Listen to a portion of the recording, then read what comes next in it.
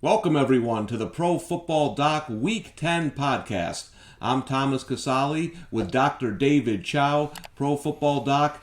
Well, Doc, it was an interesting week because we didn't have a ton of big injuries, but we did have some breaking news before we came on about a player who's been out for a bit. Russell Wilson has been cleared to play in Week 10. If I'm not mistaken, Doc, that's the time frame you gave all along, correct? So tell me what you're thinking. Is he going to be 100%? Well, in all fairness, sort of all along, okay? In game, I thought it was just the mallet finger, and I thought he could continue, and he might even be able to play the following week with a pin. And remember, he returned for a series, even threw the ball and whatever before he's out.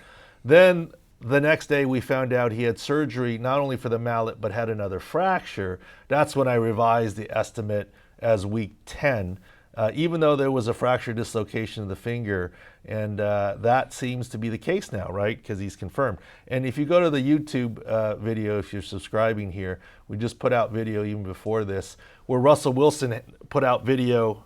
I don't know if you guys watch Succession or not, but I love that music anyways. I love that show. And very produced video. But to me, the biggest takeaway there is not only do you see the pin, but he shows the x-ray of the mallet finger and the pin and the fracture. And the fracture is a stable one with the screws. So it adds to my confidence that he will be playing Week 10, Green Bay versus Seattle Seahawks against Aaron Rodgers.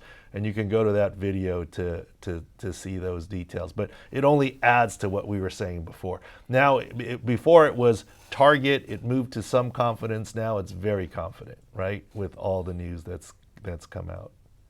Yes, and as Doc mentioned, we put out a Russell Wilson video earlier on Monday.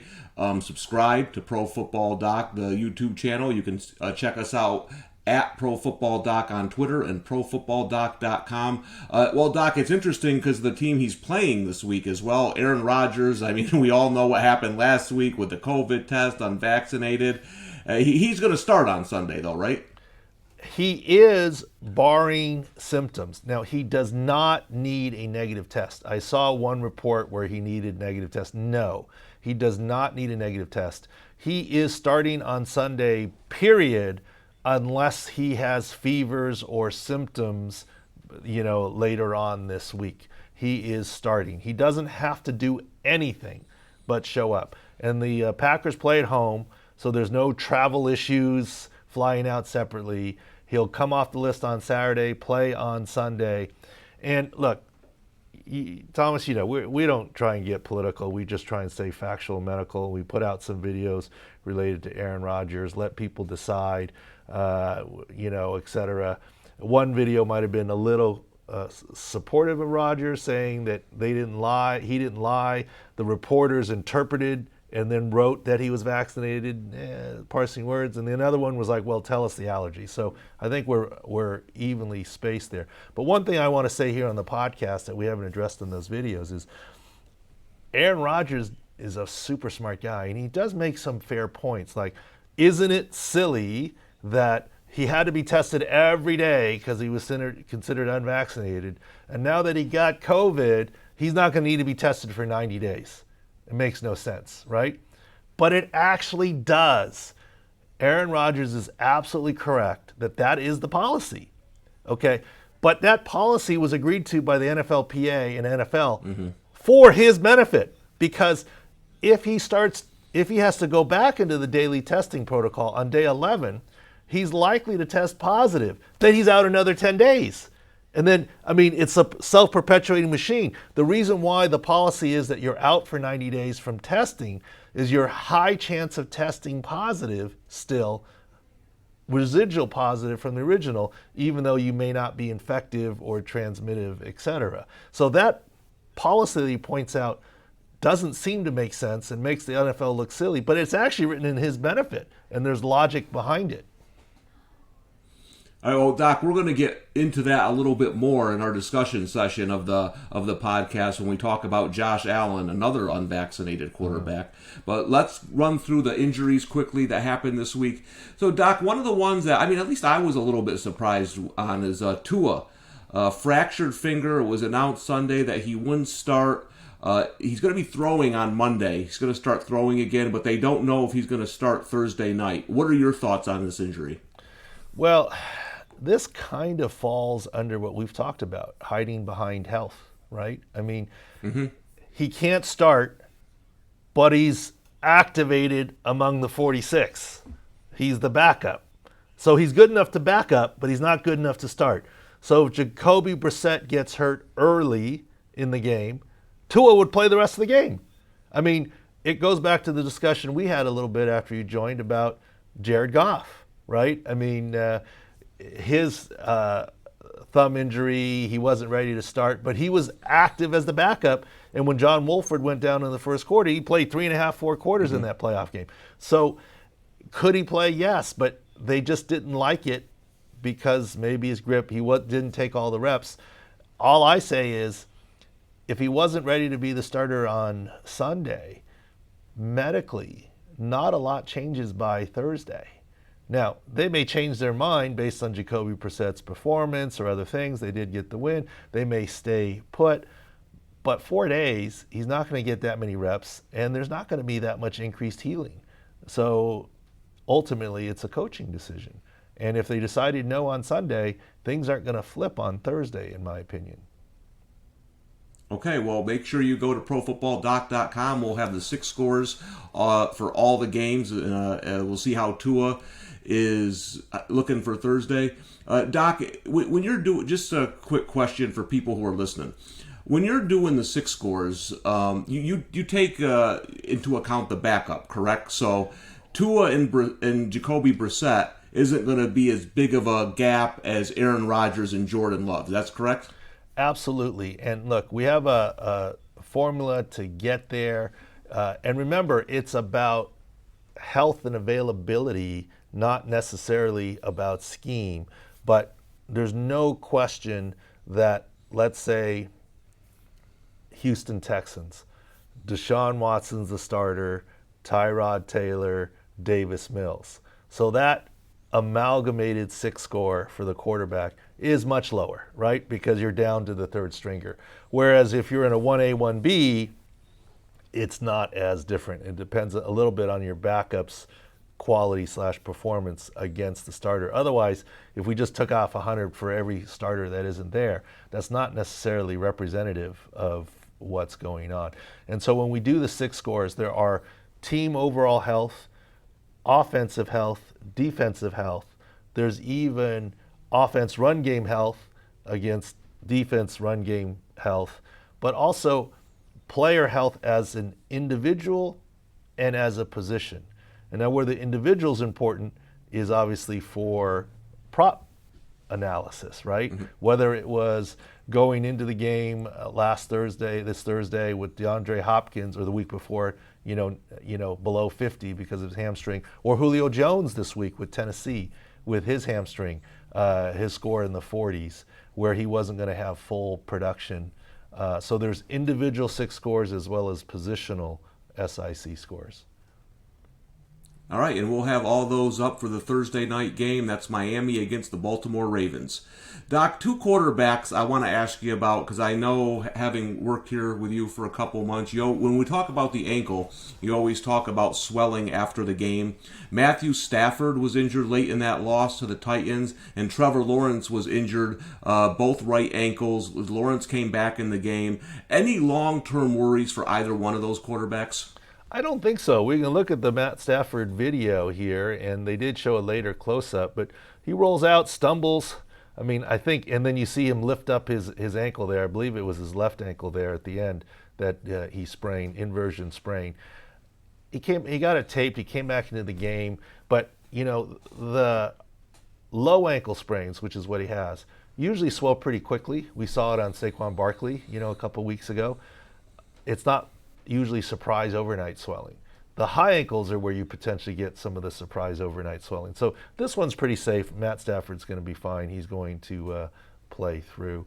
And Trevor Lawrence, in his video, they said ankle there, and you can see right here, he actually gets kicked by his offensive lineman who's getting pushed back into him. So yeah, it probably tweaks his ankle a little bit, but if anything, it was as much pain from the kick, and I'm sure he went to get x-rays, and you saw him get kicked right there by number 72 and go down.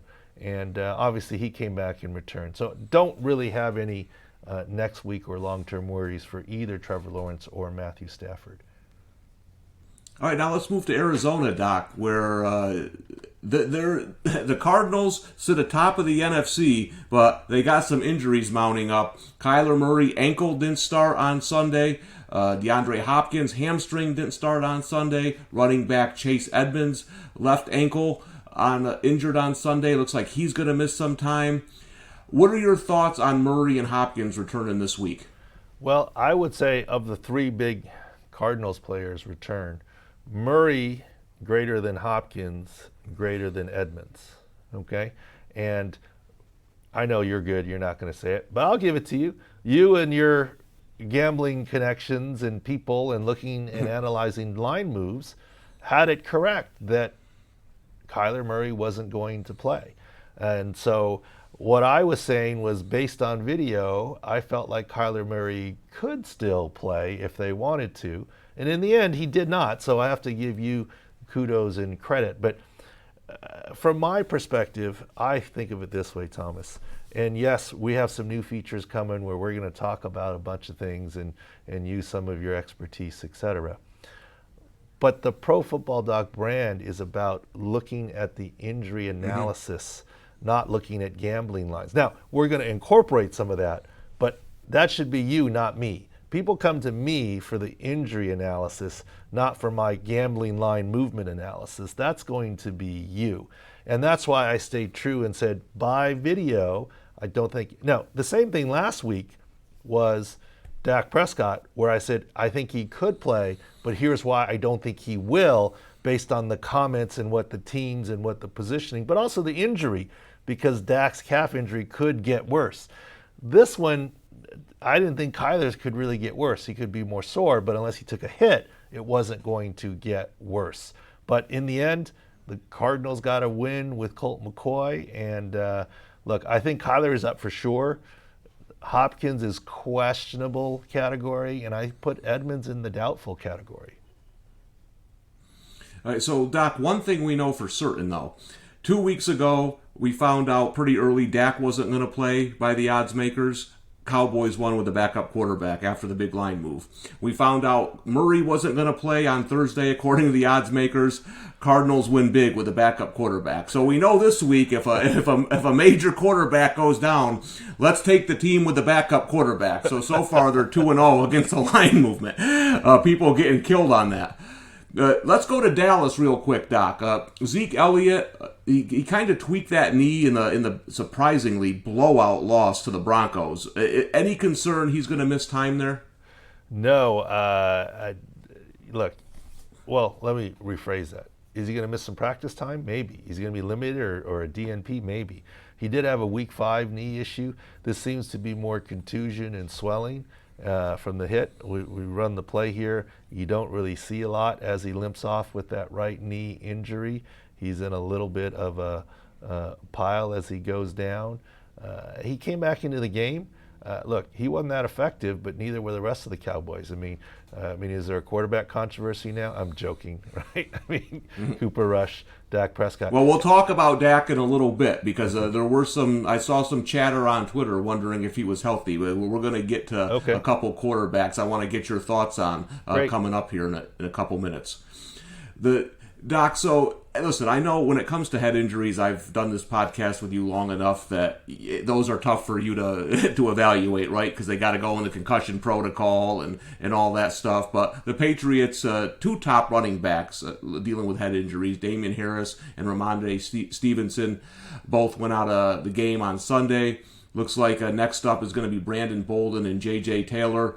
They play the Browns this Sunday, so again, go to profootballdoc.com. We'll have all the 6 scores, and we'll have them adjusted to see who's going to play and who isn't.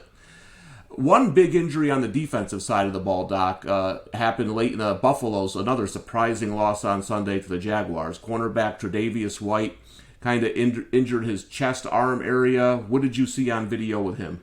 Well, when he came down and the way he was being examined, there was some worry of a SC joint injury. You remember Tyreek Hill last year or the year before, I forget which one, had that sternoclavicular joint injury. It's not as bad. I think it's a more mild sprain. He did return, and that is something that often can be injected to play through. So we'll have to keep an eye on that. But it doesn't seem like it's as severe as Tyreek Hill's in the past, which is good news.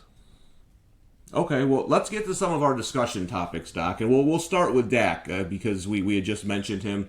So, Dak Prescott and Patrick Mahomes both struggled on Sunday, and I heard some chatter on Twitter. Are they healthy? Because Mahomes kind of been beaten up this year. Are you seeing anything with either quarterback that would suggest that this is health related? Specifically, no. Let's start with Dak. I think he moved okay, and he was okay. And if you look at his numbers, 19 for 39, 232 yards, 2 TDs, and an interception, a lot of that was garbage time. Like, they were just out of sync. If anything, it shows you how hard this game is. With the Dallas bye, with a week of not taking first-team reps and other things, maybe it's more the layoff. I don't know, right? And for Dak Prescott, they just seemed out of sync the whole game. Didn't see anything specific injury-wise. Mahomes obviously had his toe operated on. That's not the issue. I think the biggest thing is his offensive line. I mean, in an unprecedented move, a Super Bowl team changed the entire starting five, all brand new. And I don't know, maybe there's a gel factor that needs to go on. Yesterday he seemed very reliant on Tyreek Hill, and some of the timing was still off. And I mean, physically, I don't see anything. I think there's a lack of confidence in what's going on. And there were a couple of throws that, if you would have just showed me the throw, I'd say, well, that's no way, that's Patrick Mahomes. It was late, and it wasn't fired in, and location-wise. But I don't see anything in particular which would lead me to say it's all physical in some way, shape, or form. All right, well, that's good news if you're a fan of the Cowboys or the Chiefs, because it's not, you don't think anything there physically. And I got to agree with you on listen, the Cowboys didn't get off the bus on Sunday. If it was just Dak missing throws, maybe that's one thing, but nobody showed up on Sunday, so we'll see how they do this week. Doc, an interesting topic you brought to my attention that we want to look at here. Josh Allen is unvaccinated, similar to Aaron Rodgers. And what's interesting is Josh Allen's backup, Mitchell Trubisky, is in the COVID protocol, right? So Josh Allen didn't miss any time. I know you have some thoughts on this. Well, look, at our SIC scores, and maybe I shouldn't, well, I'll say it. One of the things that we do is the rules for the NFL are jury-rigged to favor the vaccinated, right? Mm-hmm. If you're a close contact and vaccinated, you just test daily, but you can still do everything and you can still play. If you're a close contact and unvaccinated, you're supposed to have a mandatory 5-day sit-out regardless, right? Because of that, and because of the quicker return for vaccinated, you could test out, whereas unvaccinated, like Aaron Rodgers, has to be 10 days. There are some player availability advantages to the vaccinated. So we did some math with our math guys and formula, rates of COVID and other things. If you look at our SIC score on Josh Allen, that's why he's been at 92 all year. He's not going to be any higher. Look, normally he'd be 98, 99.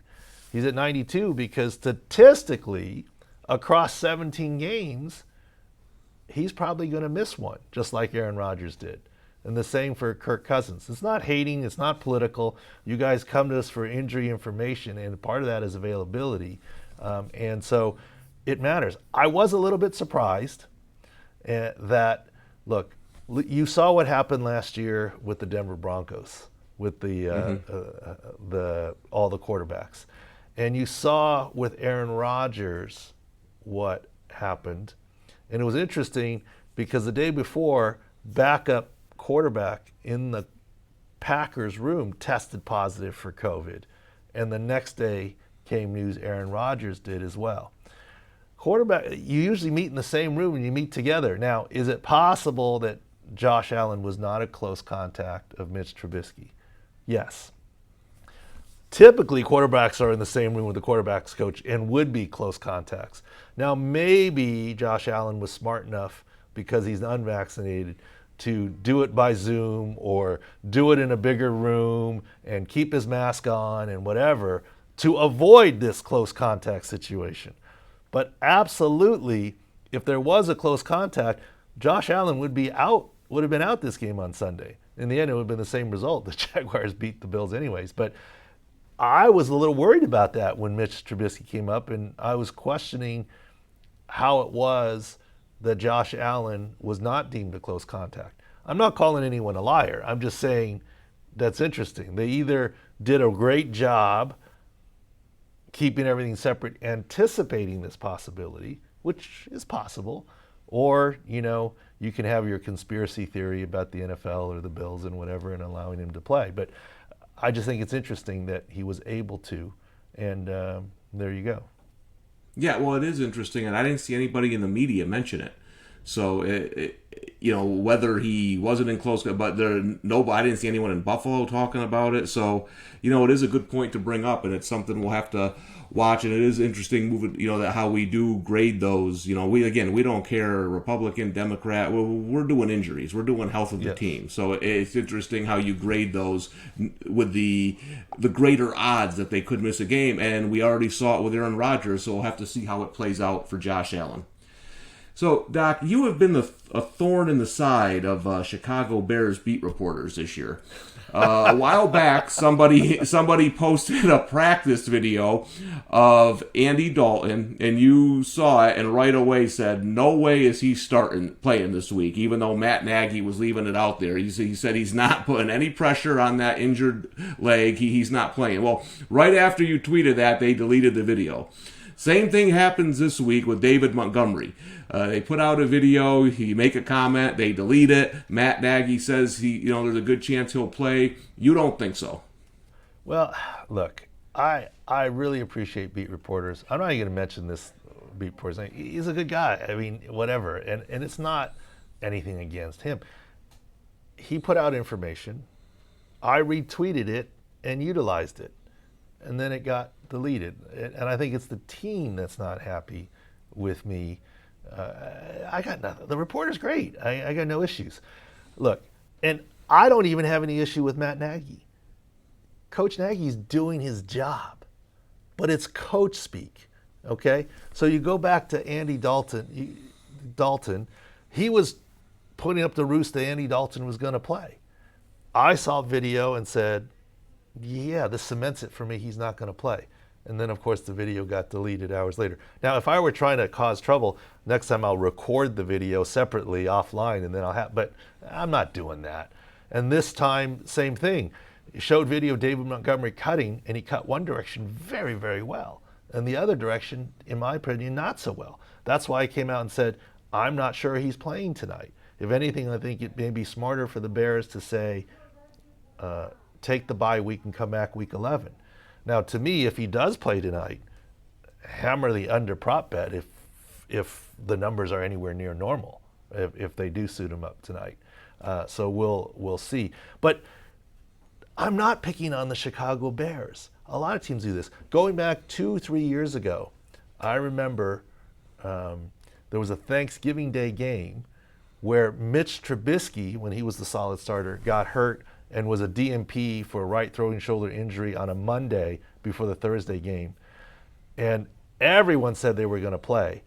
And I remember going back and looking at the video, and it was a Harrison Smith from the Vikings hit that day, the day before, at the end of the game. And to me, it looked like he subluxed his throwing shoulder. And I said, there's no way he's going to play on Thursday. And I went hard on that. And the line actually did move, but I don't know all that Vegas stuff. And then later in the week, of course, Chase Daniel was his first ever start.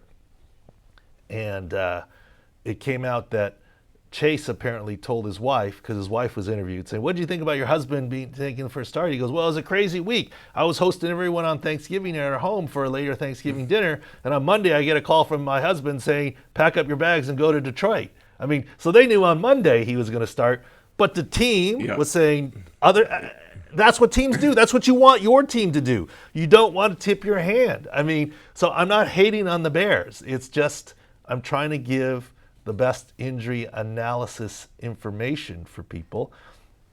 But everyone's just trying to do their job, including me, the beat reporter, Coach Nagy, and the Bears. Well, and if you hear this podcast before the game starts, Doc says if Montgomery is active, hammer the under prop bets. So we'll see how that goes. Assuming the prop bets are set at the normal levels, right? I mean, if he's got him at 16 yards, okay, maybe not, okay? But and I don't know what the norm is. I'm not in a legal gambling state, but I'm just saying even if he plays, his SIC score is low, let's put it that way. We don't think he's playing still, despite what the Bears say. And if he does play, we don't see him, having an explosive game.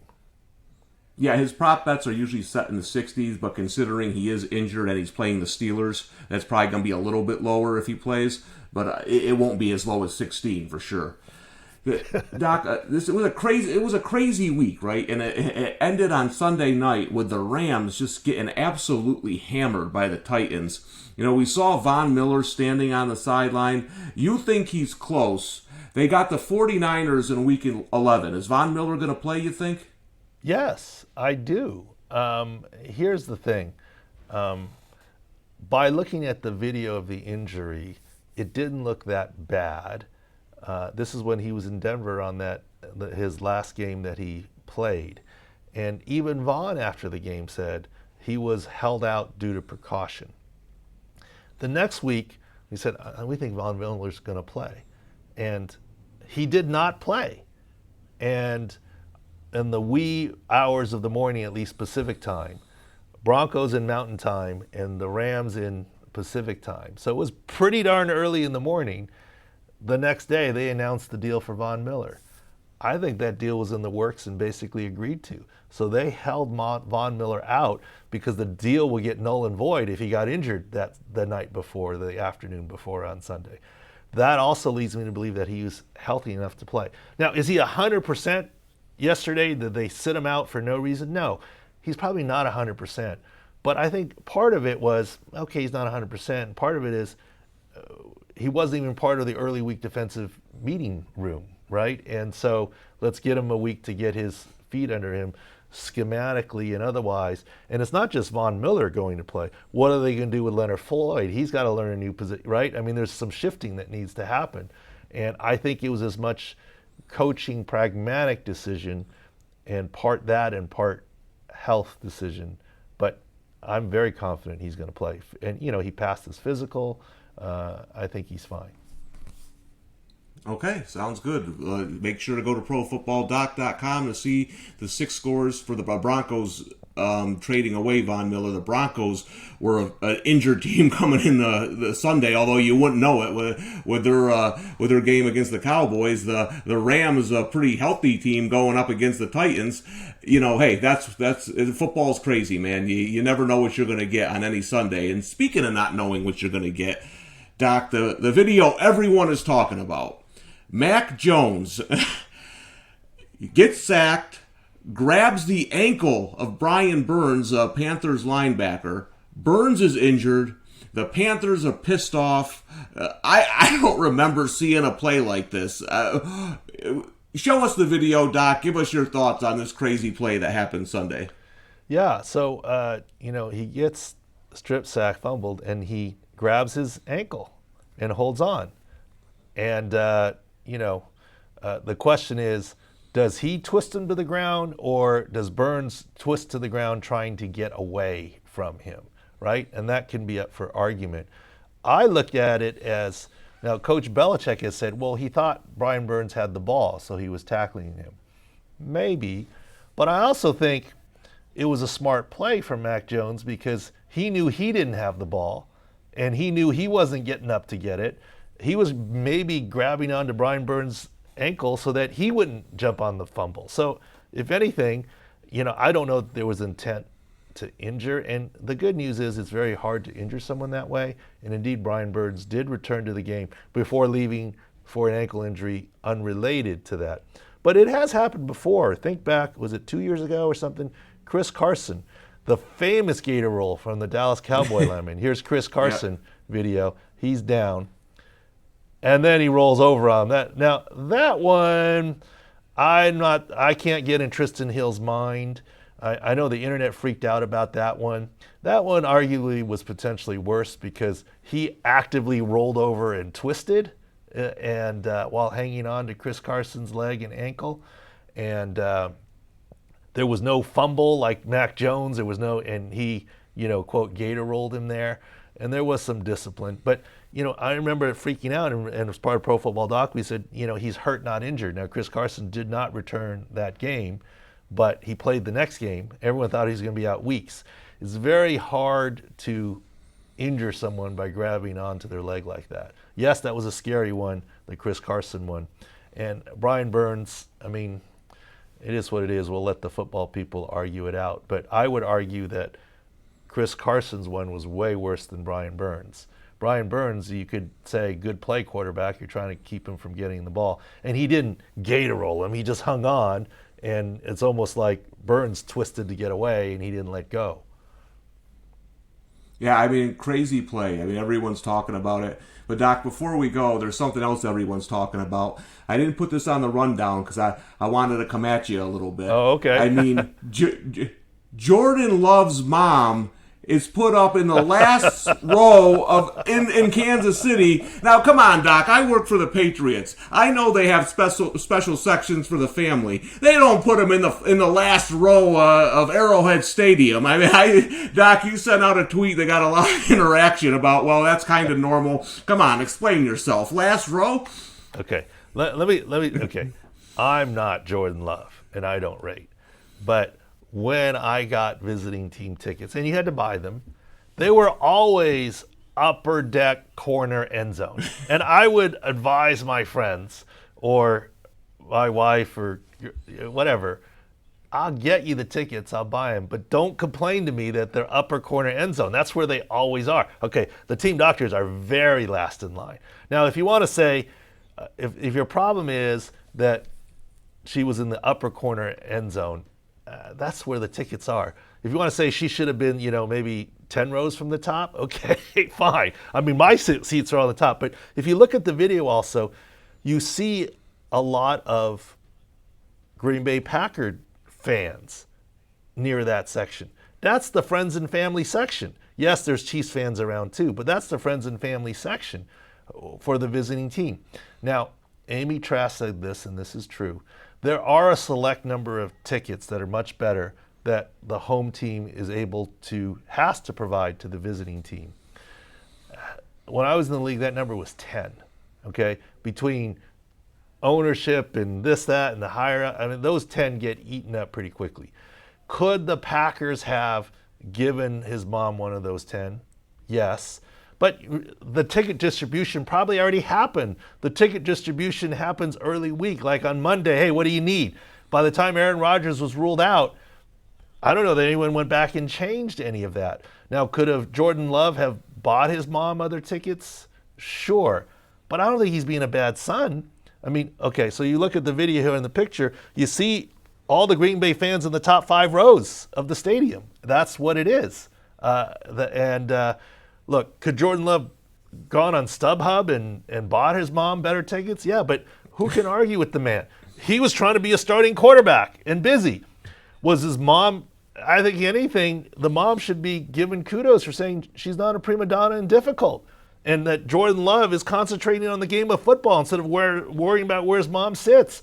Look, his mom may say, it's good luck. This is where I've been sitting up in the upper deck the whole time. I don't want to change anything. I think people overreacted on that. Certainly all I can say is it's not the Chiefs' fault. That's normal that you get upper corner end zone seats. That's why I think people were coming to me saying, you're going to get me better seats. I'll buy them for you. I'm like, no. Don't get mad at me. This is where the seats are. So that's normal. If you want to blame Jordan Love, you want to blame the Packers, okay, maybe. But the Chiefs that's what every team does. They save their best seats for their season ticket holders. They make more money that way. They sell them that way. It's upper corner end zone for visiting teams. And the other thing is Jordan Love's mom may not have wanted to move because, look, I love the fans of Kansas City. They're very friendly, okay? And other teams, when you ride the bus in or out, there's, middle finger salutes all over the place. And I guess I can say it. In Oakland, when we were on the team bus, we used to have wagers over under how many kids under 5 that would flip off the bus. Okay, in Kansas City, all you would see is people waving at you like, "Hi, you lost that bet in Buffalo." I know that.